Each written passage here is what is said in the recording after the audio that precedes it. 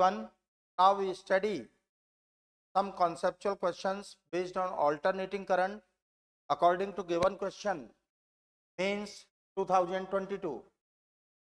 When you walk through a metal detector carrying a metal object in your pocket, it raises an alarm. This phenomena work on. तो देखिए बेटा, metal detector working on electromagnetic waves, transmitted of electromagnetic waves.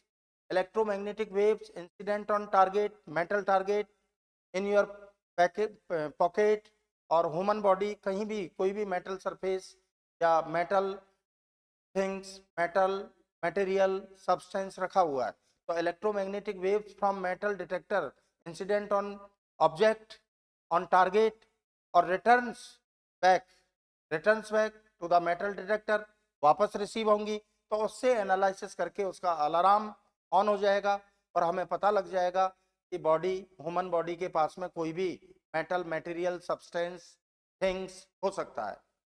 तो देखिए, metal detector, working of metal detector based on transmitted of electromagnetic waves. Electromagnetic waves are incident on metal surface, metal body, metal object and returns back. Analysis करेंगे उनका, returns back.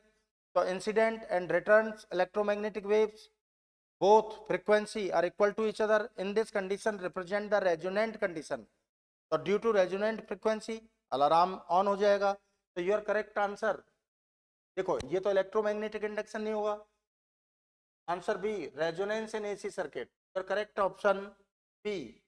भाई देखिए, electromagnetic waves incident होंगे फिर वापस return होंगी, दोनों की फ्रीक्वेंसी सेम होगी, तो रेजोनेंट कंडीशन डेवलप होगा।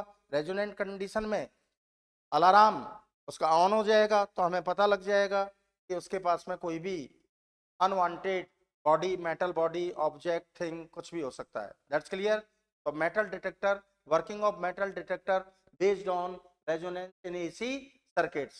Okay, thank you.